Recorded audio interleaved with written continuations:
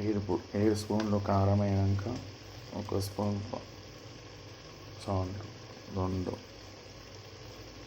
3, 4, 5, 5 spoons నేను చిన్నవి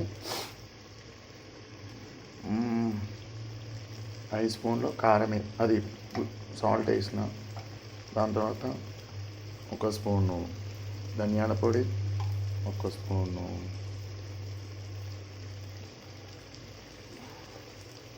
గరం మసాలా. ఇప్పుడు సరిపోతుంది.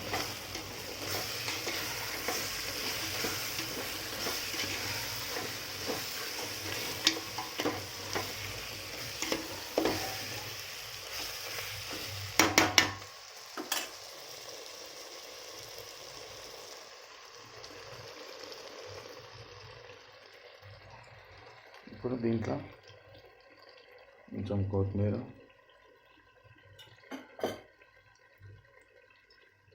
కొంచెం పుదీనా,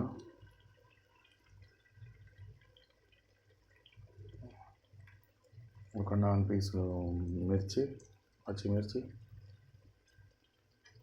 కలపాలి బాగా.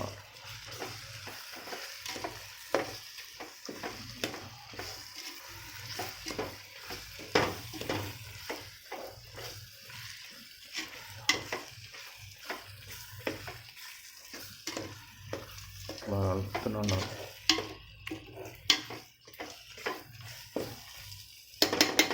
ఇట్లా కలిపినాక కొంచెం చిన్న మంట పెట్టుకోవాలి.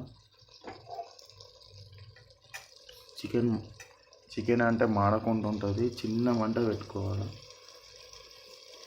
అలా ఎక్కువ మంట పెట్టినా అనుకో అలా మాడిందిరా అని అంటారు, అదో పరిశాన ఉంటుంది వీళ్ళతో. సో ఏంటంటే ఆల్మోస్ట్ 80% అయిపోయింది. ఇంకో 20% దీన్ని అట్లనే ఉంచాలి. ఒక 15-20 మినిట్స్లో చికెన్ కర్రీ అయిపోతుందండి. మీరు చూసి ఆనందించండి. ఎలా ఉందో మాకు చెప్పండి. మేము మళ్ళీ ఇంకో కొత్త వెరైటీతో మీ ముందుకు వస్తాం.